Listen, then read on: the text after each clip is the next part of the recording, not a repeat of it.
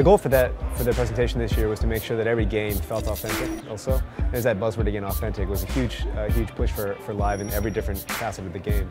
But to make sure that we set the stage appropriately for whether it's a season game, playoff game, finals game, whatever type of game that it was, we wanted to make sure that that was echoed in our presentation. So that the right amount of energy was in the game, the right amount of I guess just the impact of the game, what it had, and what it meant, really came through, as well as making sure that the players and the matchups, that was all kind of told in a storyline fashion. So I think there's like 150, 200 different storylines in the game, and they're all dynamic and they all change as the season progresses.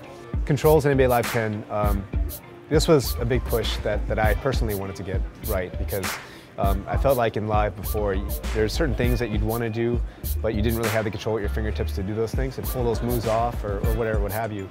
And this year, the big focus for controls were kind of threefold. The first thing was to make sure that it was accessible to new users. So we actually simplified some mechanics so that new user could pick up the game and jump right in and pass and shoot and dribble and do all the things pretty simply. But for the hardcore users who really crave all that extra control, it's a layered control system. So as you learn the game and start to pick up on the nuances of the controls, you can really do a lot more, like more than you could ever do in any basketball game before. So which I'm really proud of that. And the third thing I'd say is that with control, we wanted to get away from creating a game that had wow moments or highlight reel type moments that were just canned sequences that played out for you without your control, and to make sure that the user was always in control at every moment and could stitch together through just various gameplay systems and mechanics, stitch together their own wow moments. Fluidity is so important in basketball because these guys move with grace and they move with intent, and it's contextual to whatever's happening on the court, and that's something we felt was missing in Live as well.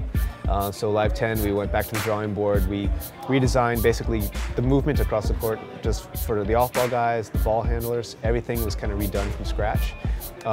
We brought in some incredible mocap talent this year, guys that played D-League ball or played overseas, and they were just incredible. And it starts there, right? You get great motion capture talent in place.